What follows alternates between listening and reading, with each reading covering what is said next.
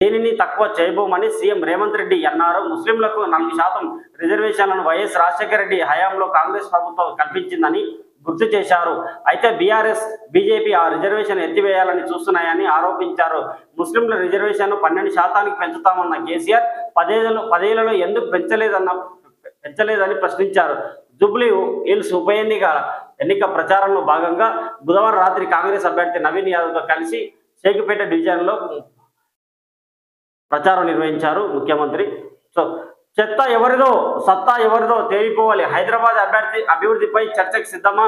ముఖ్యమంత్రి రేవంత్ రెడ్డికి కేటీఆర్ సవాల్. దమ్ముంటే తనని అరెస్ట్ చేయాలని వ్యాఖ్య. 13వ పేజీలో చూడవచ్చు కేటీఆర్ చెప్పేది. అదే కాంగ్రెస్కు హిందువులు ఇజ్జత్ కాదా? మజ్లిస్ను రేవంత్ భుజాల మీద వేసుకొని తిరుగుతున్నారు కిషన్ రెడ్డి.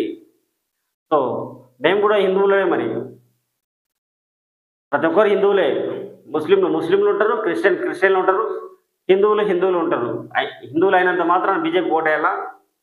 ప్రజాస్వామ్యబద్ధంగా ఎవరు పాలన నచ్చితే, ఎవరి పార్టీ అభివృద్ధి చేస్తుందనే నమ్మకం ప్రజలకు, ఓటర్లకు ఉంటుందో ఆ ప్రభుత్వానికి, ఆ పార్టీలకు ఓట్లు వేస్తారు. మరి ఇంకా అందరినీ హిందువులుగా భావిస్తే అందరు హిందువులే. కులాల మతాల పరంగా చూసి ఓట్లు అడిగితే ఏవి రావు. అందుకే పేరు పెద్దలు గొప్పలు కుల పునాదుల మీద ఒక వ్యవస్థలను నిర్మించలేరని. హైదరాబాద్లో world class film city.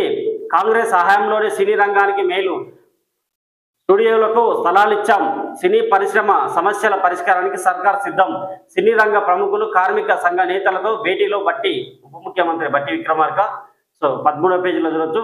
Useless శ్రీదేవ సేన విద్యారంగంపై అవగాహన లేదు, ఆమెను బదిలీ చేయాలి. ముఖ్యమంత్రికి సరైన సలహాలు ఇచ్చే అధికారులే లేరు. 8 లక్షల మందితో సభ. 50% బకాయిలు ఇచ్చే వరకు సమ్మె కొనసాగిస్తాం. ప్రైవేట్ కాలేజీల ప్రతినిధులు. 14వ పేజీలో చూడొచ్చు. ప్రభుత్వ ముఖ్య సలహాదారుగా సుదర్శన్ రెడ్డి బాధ్యతల స్వీకరణ.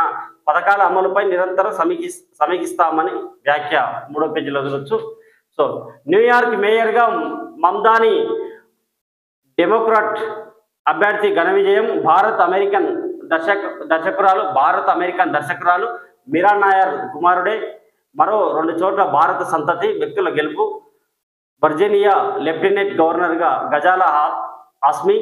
హైదరాబాద్లో పుట్టి 4.5 ఏళ్ల వయసులో యుఎస్ వెళ్లిన గజాల సిన్సినాటి పట్టణ మేయర్గా పంజాబీ అఫ్తాబ్. మమ్దాని గెలుపుతో ట్రంప్కు ఎదురుదెబ్బ. స్థానిక ఎన్నికల్లో డెమోక్రటిక్ పార్టీ ఆధిపత్యం. బ్యాలెట్ పేపర్పై నా ఫోటో లేక ఓటమి.